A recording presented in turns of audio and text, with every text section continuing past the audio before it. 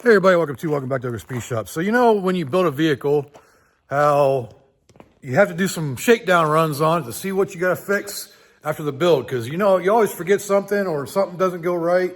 So that's what this video is going to be about. We're going to go through a few things on the GMC that I've found so far and get them fixed. So let's get into it. Something I noticed about my maiden voyage today is you look at the exhaust and you see how it's exiting pretty much right in the corner of the fuel tank on both sides. So I'm thinking I might try to do something a little different back here. Bring this out, kind of like that. And then maybe a piece like this to bring it even further out, something like that. We can make that work. That way it's going around the tank rather than directly into the tank. So I think that's probably what we're going to work on doing next to get this thing so it's exiting not directly on the corner of the fuel tank. So I don't think it's really bad, but I don't want it getting, exhaust exiting directly on the exhaust or the tank. So we're going to do something about that. So some of the things I noticed after actually taking her on maiden voyage is the exhaust, and we talked about this earlier, is exiting right onto the gas tank, so I don't like that. Leaving soot right there, so I'm going to change that. I've got a couple drops of transmission fluid, but they're from the, one's from the Speedo, and one is from the shifter, so completely different leaks. The other big thing is our nut being on the upper control arm being past the lock. So I think I'm going to get a longer bolt and change that out, because I don't like that at all. That's a big accident waiting to happen, and I don't want that to happen. So I'm going to get a different bolt so it can lock on there properly. Might not be pressed into the control arm mount, but at least we can tighten it down and make it better. And still adjusting the fast idle screw, so we're going to test that out this morning, see how it does, and see if we're closer.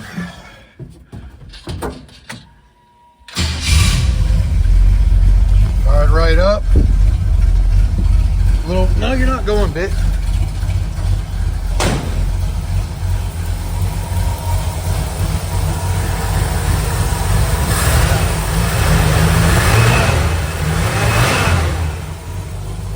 Definitely better. I think I like that. She's still a little bit of a cold starter, but overall, I think she's doing good. So, all right, I think I can go ahead and leave the fast idle screw good where it's at, or leave it. Yeah, just leave it where it's at, because it seems good. You can hear it idle up.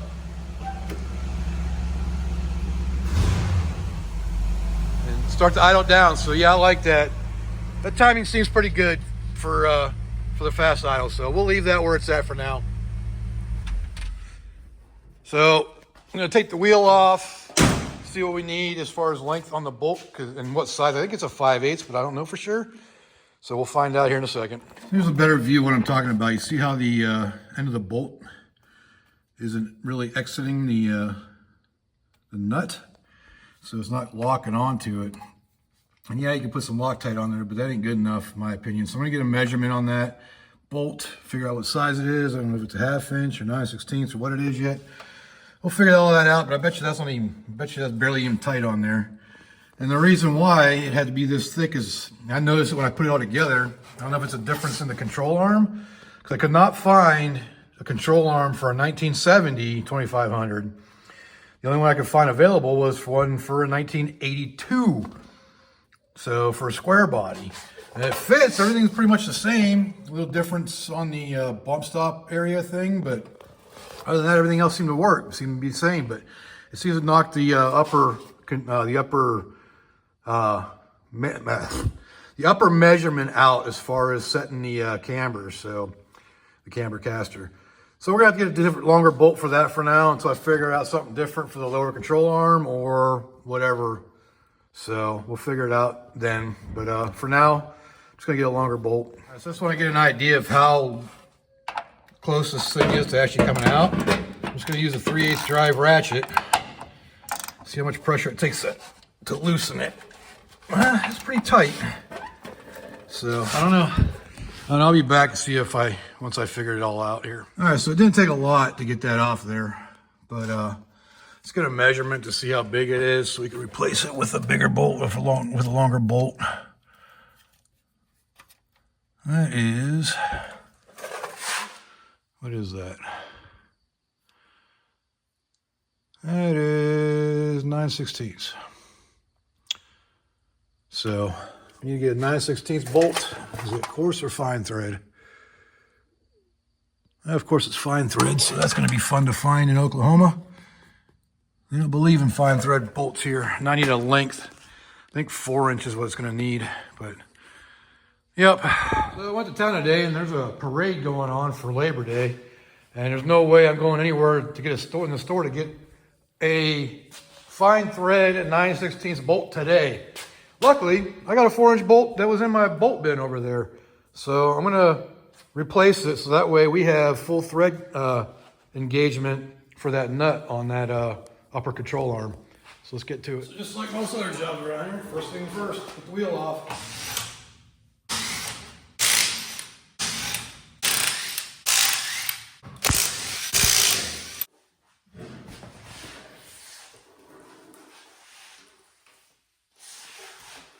Some light in here. I don't think we get a view of that from this phone. Should work. So this is a 9/16 bolt, so it's got a 7/8, or in this case 22 millimeter nut. I don't know if Kate showed on the video or not, but you could see it kick out when I did that.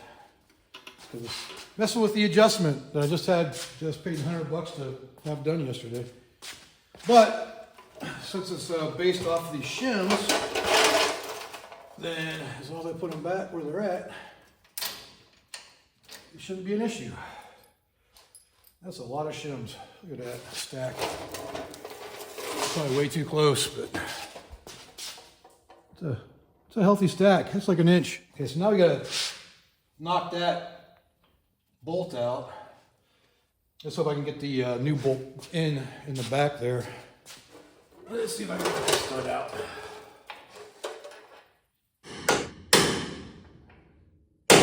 One of the problems is the frame's back there, and there's a hole that seems to be hitting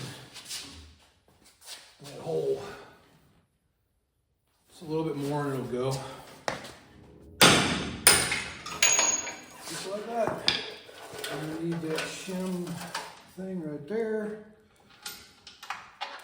Just like the concave, this arched piece that needs to go back in. And now I gotta figure out where that bolt went. I don't think it hit the ground, did it? Yeah, I'll find it later. So now we're gonna see if this bolt will go in. Gotta put our spacer thing back in too. Don't give you much room in here. Kind of tap on it from the back side here.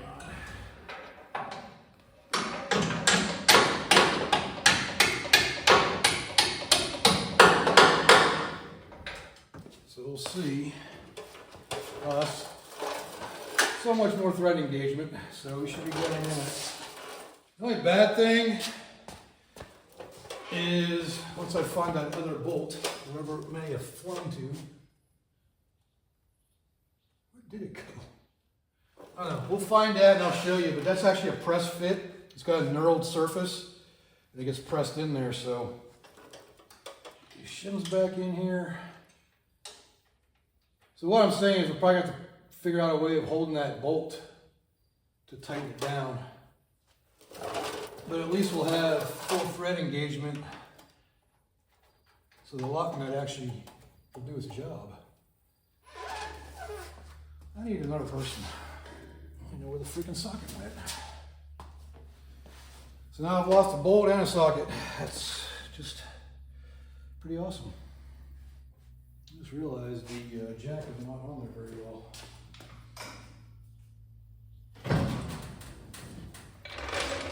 That's why you always have a freaking jack stand.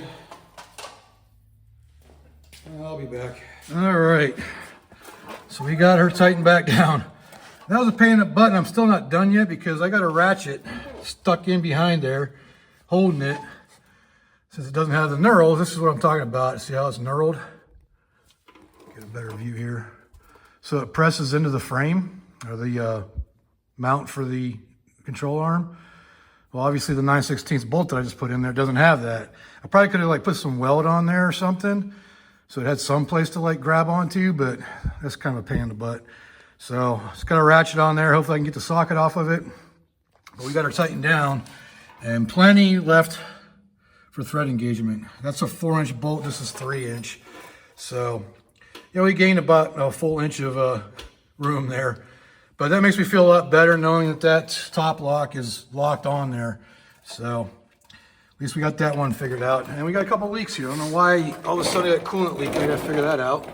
Like it just started while we was working on this. So I don't know if I hit something while I was banging stuff around or what. But yeah, right there you can see. And it's coming from up here. Maybe it's a, oh God, please let it be the hose. I hope it's just the hose. But anyways, that's why you drive these things around a little bit and see what you find after you get done building them. But at least we got that done, and that was a safety thing. So on to the next thing. Well, it definitely looks like it's coming from up here somewhere. You can see the wet trail on the way down. But the hose clamp is tight. And if you look back inside there, you can see it's kind of wet inside there too. So I don't know. Unless the hose itself is split, which is a possibility too. It's definitely wet underneath it, so maybe, I don't know.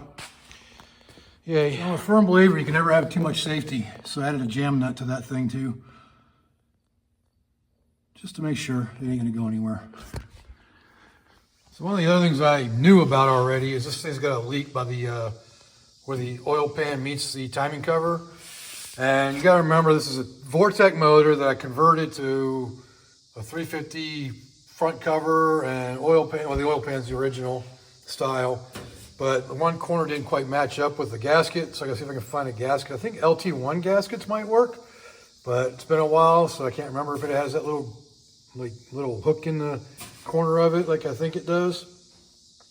But it might just be because the timing cover isn't flat either. So it was the cheapest sheet metal one I could find, and I put on there. So I might go back in there, which probably means pulling the motor, which, you know, you see the amount of room this thing has. There's plenty of room to pull the motor out. I can even leave the transmission in it and not have to worry about it. But the other thing I want to do is redo these fuel lines because it's a different carburetor. So originally I had a line over here. And I like to put a fuel pressure regulator, fuel pressure gauge in it somewhere too. I don't know if this regulator has a port for it. It does not. So I might want to put one in line somewhere. I'll probably switch over to a metal filter now that I know that everything's working.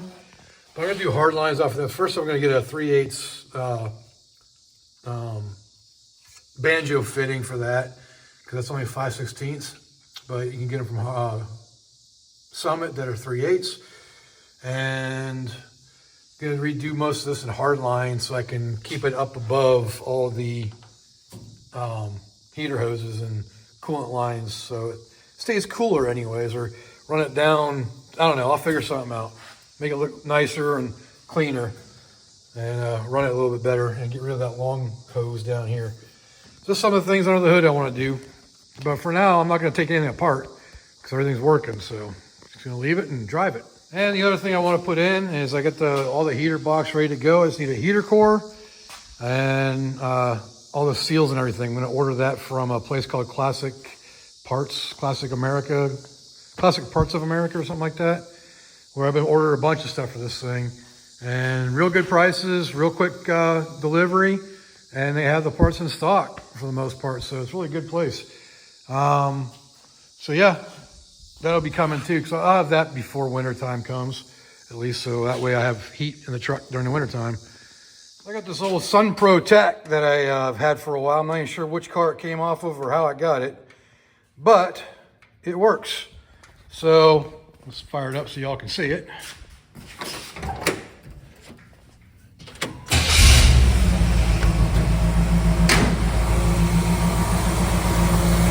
Check that out.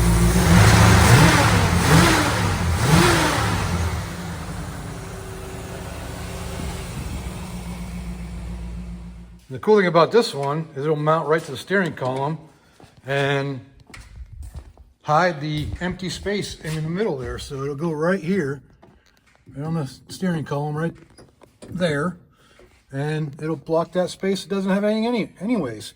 And why do I want to put a tack on it? I'm curious to see what this thing is winding out at with the turbo 350 and 411 gears on the highway doing 65, 70, because it seemed comfortable, but I'm kind of curious as to what it is. So I might as well put the gauge on there. So that's what we're gonna do. It doesn't look too bad in there. It actually matches pretty well. So, and the good thing is there's actually wiring for the tack in this, because it's got a painless wiring harness. So I don't have to go through like a new hole or anything. I can just wire into that.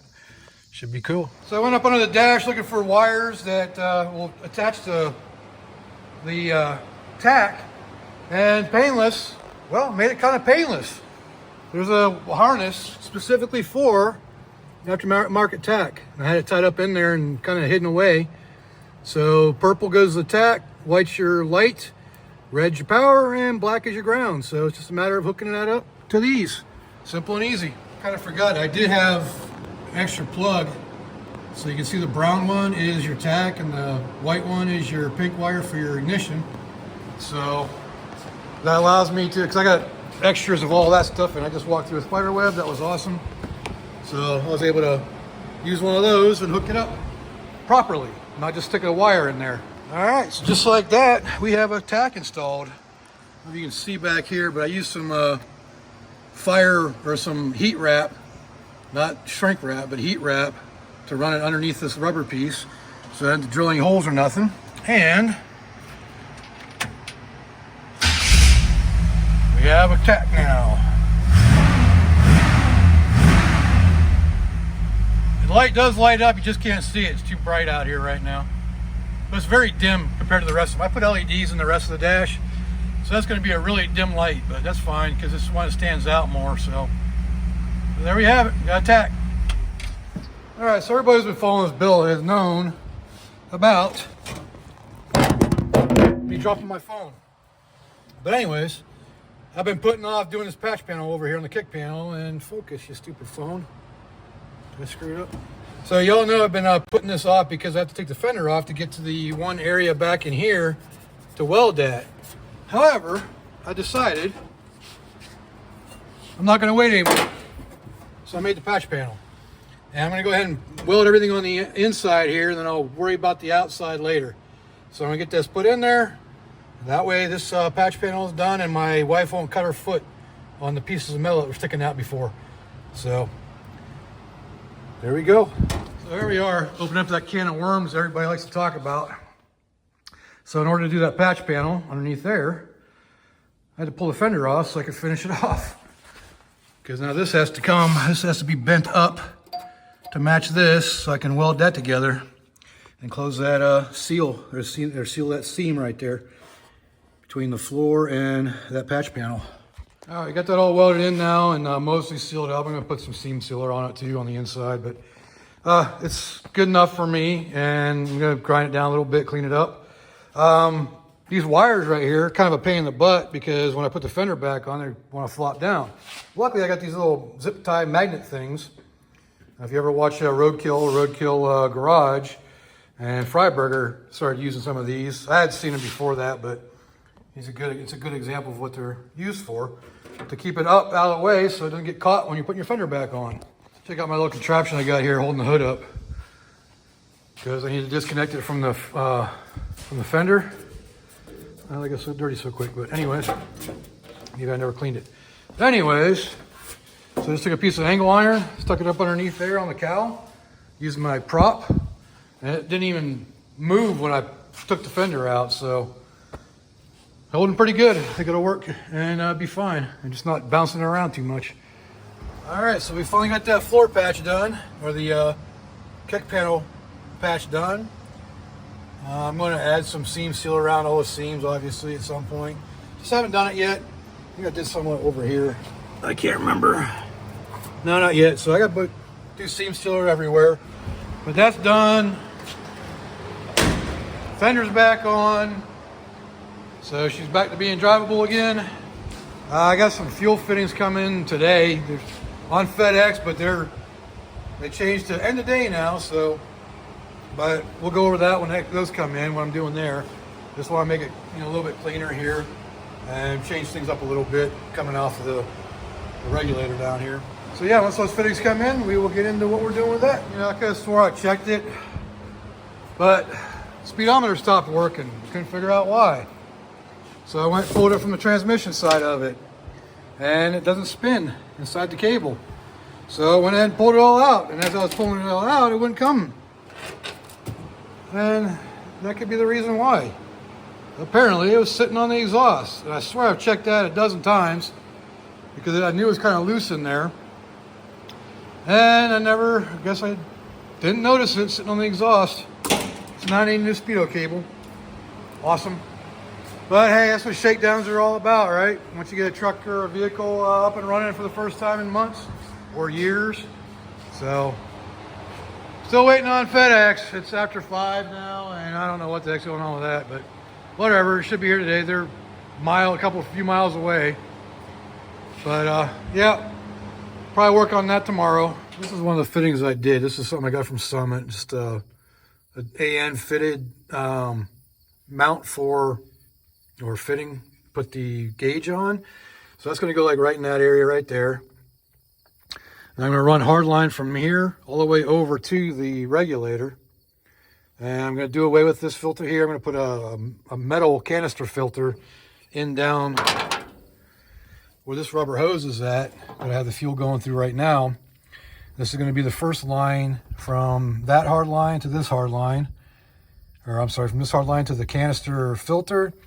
And then do one more hard line over here for that. Well, actually, I'll probably just leave it the way it is. And go from there. So overall, it's pretty good. And why am I doing that? Because I'm trying to get rid of all the rubber hoses as much as possible. Because, I got to keep this thing NHRA legal, keep less than 12 inches of rubber hose in it. No, I'm just kidding. It's just the less rubber hose, the less likely things are going to break. So the more hard line you got, the less likely you got to worry about leaks. But anyways, that's where we're at. So I'm going to be doing some of that today and getting all this stuff out of here. I got to go get a canister filter first. But yeah, overall, she's running really good, driving really good. I like the way it is. I think the tires need balanced or replaced. They are 9 years old now, but they're literally brand new tires, but they're just, they're 2016 dated. So there's no dry rot or nothing, but it's just one of those things that might need balanced or might need replaced. But like I said, overall, I'm very happy with this thing, and I'm loving driving it. All right, so on a whim, well, I had it in my Amazon, what's it called? The damn shopping cart. But on a whim, I kind of went with, my wife had to order some stuff for surgery coming up. So since it was already in there, I went ahead and bought something for the GMC. And I lost my knife again? No, I didn't. There it is. So what did I get? Something that I have on the Firebird already. It's something I really like and I'm very happy with. That is octane lighting. So these convert to an H4 style bulb or so these are glass bulb, or actually glass, not plastic. So it's a real nice upgrade. And like I said, I have the same ones on the Firebird. It's a set of 4, the 5 3/4 bulbs, and it comes with 2 different bulbs. So like a nice white one, and like a yellow one if you want to keep it like authentically orange, kind of like what they are now. But it comes with your choice of bulbs here, which is really nice. So, but you see right there, it's got the same kind of plug. But I upgraded the Firebird to LED bulbs, so I'll probably do the same thing on this. But these are pretty bright. just by themselves, but being here in Oklahoma, it's definitely a good idea to have nice bright lights at night. These ones are actually a little bit different. You can see how these ones look like originals. I thought I was ordering the same thing, but these ones are a little bit different. So they're more clear, but I think they'll be fine. I'm not gonna install them quite yet, but just gonna show you them. This also came with a wiring adapter for your low beam, or I'm sorry, your high beam. That's pretty cool. All right, so here's the new fuel lines. So we got the fuel gauge up here. Got about 2 inches of soft line, then hard line all the way over to the regulator, hard line out of the regulator, about 2 inches more of rubber, 2 more inches of rubber, then hard line all the way back. And I had to modify this portion of it because before I had it coming out like right here, and I was tweaking it and I ended up kinking the line. It's around here someplace. What did I do with it? Right there. So I kinked that line right there. So I went a different route, which makes it a lot easier to run everything. So I got the filter down here. Everything's wrapped with the heat wrap. So hopefully it'll do something good. Drain right now. So when I come back tomorrow and flare that, then I can put it into the, I gotta put it with a union. So flared, or a double flare union like this. So I did have one piece going all the way forward, but you know, things change. And this will be a little bit better. So wrapped it up around. So it's a nice, you know, clean run. Just gotta attach that piece down there. And now it's tripping backwards. Awesome. But that means it should probably emptying soon. But yeah. Stupid freaking fuel.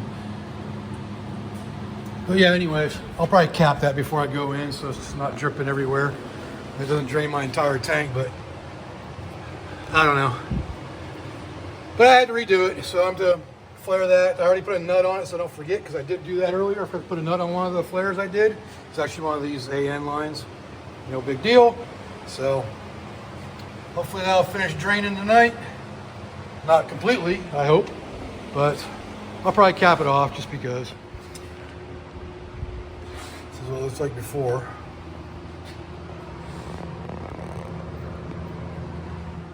And this is the after. So much better. All hard, mostly hard lines, a couple little pieces of soft line, and now that I had to move that line there, it makes it a little more accessible for maintenance. So definitely liking that setup a lot better. All right, got it all back together. It's running right now, so it's a little loud, but no leaks. Everything's good. I don't know how well it's going to come out in the video, but you can see kind of the yellow tint to that. With the new bulbs, you have your choice of, you can go with a kind of yellow nostalgic tint or the brighter ones, the more white light. I like the white light personally, and I will change these out to LEDs eventually, but for now, I'm gonna go ahead and get that one changed back to the original one that was in it. So we have those. All right, there's the full effect. You definitely see the difference, yellow to white. And if I put LEDs in there, then holy cow, it's gonna be bright. I mean, just the Firebird's a good comparison. I'll show you that later. I don't want to show the difference in the LED, between the LED and the regular just white light bulbs. This is the Firebird with the LEDs. Definitely a big difference, which is why I'm gonna be switching out when we get the high beams on. So you definitely see a pretty big difference. Hopefully it comes out in the video as far as the difference between like a standard white light compared to the LED. All right, me and the wife just got back from a little shakedown run. And we went to Subway for lunch. And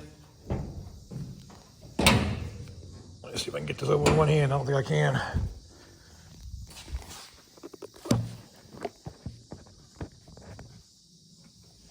Anyways, just got back from lunch, about a 30-mile round trip.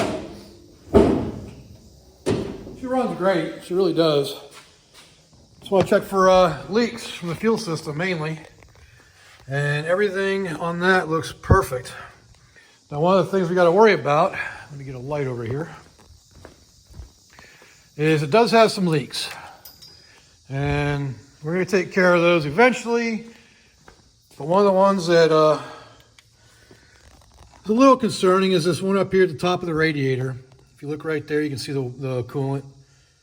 But it doesn't overheat, and it doesn't really, because it's at the top, it doesn't really leak out much. You know, we get a little run like that, but other than that, it's not too bad. The transmission pan is freaking leaking again, but I am going to Oklahoma City tomorrow for a doctor's appointment, and they have a TranStar there, so I'm going to stop in there and get a new gasket, the good gasket, instead of those stupid rubber gaskets. Replace that one again. God, this thing's just driving me nuts. The pan seems to work fine, but the pan gaskets just don't freaking work anymore. The oil leak.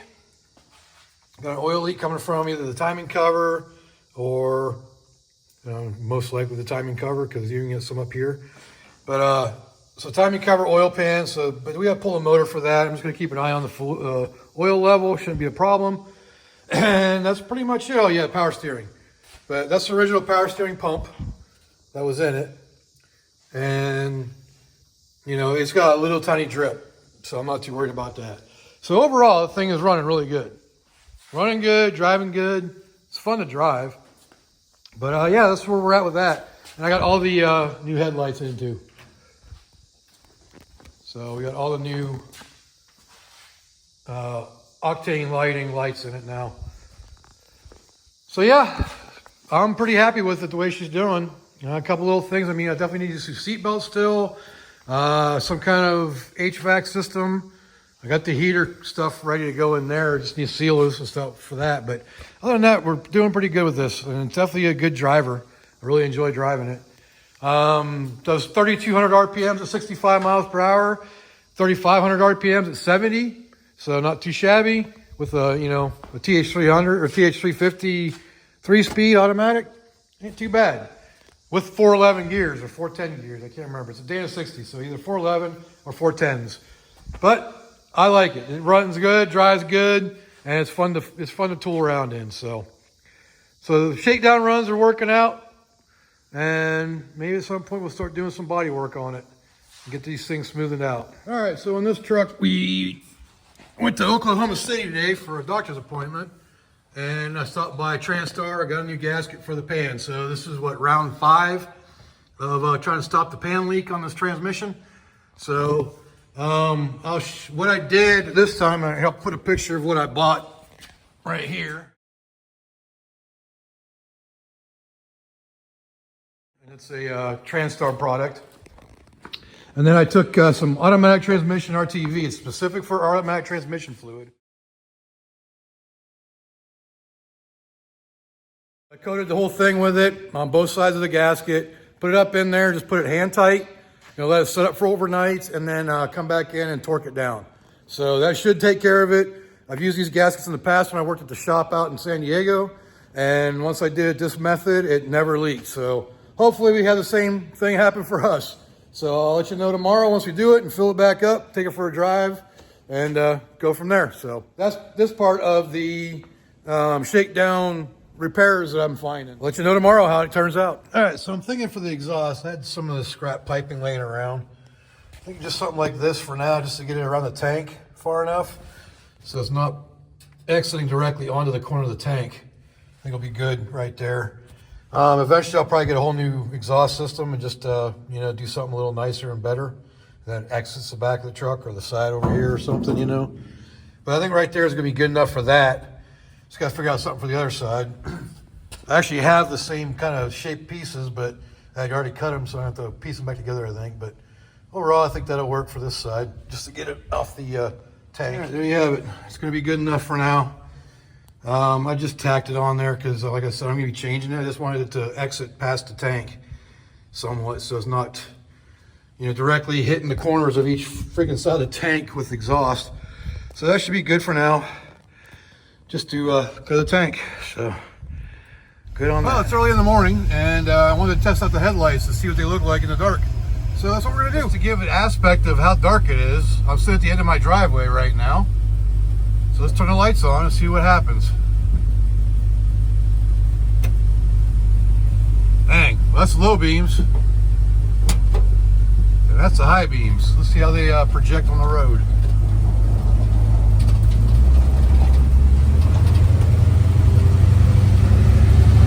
High. Where's that low? That's low. That's high. Not too shabby. Those aren't even LEDs. I think that'd be good for lights. Absolutely. Yeah, so I'm definitely liking the new headlights. They're nice and bright for our dark Oklahoma countryside. So we're good on that. The transmission is no longer leaking, at least for now. So we're good on that. The pans should be sealed up now, hopefully. And hopefully that takes care of everything. So, yep, so let's go ahead and wrap this video up now. I'm sorry, I'm still a little groggy. I don't know, woke up this morning, just decided, hey, let's go take the truck for a drive in the dark. All right, so that pretty much covered the little shakedowns, all the different little things you'll find after doing a build like this. You just gotta shake the truck down, shake the car down, whatever you're working on. And, to get out there and drive it, see what it needs, and find all your little problems with it. Because they're gonna be. It's not gonna be perfect the first time out. So, that's basically all we did on this one, is just go through, find the things that we thought might be an issue, and fix them. So, on that note, if you like this video, leave a like down there, leave me a comment, let me know what I can do better, and subscribe while you're at it. Why not? It's free. For everybody who's still here, appreciate you being here. So until next time, I will see you later.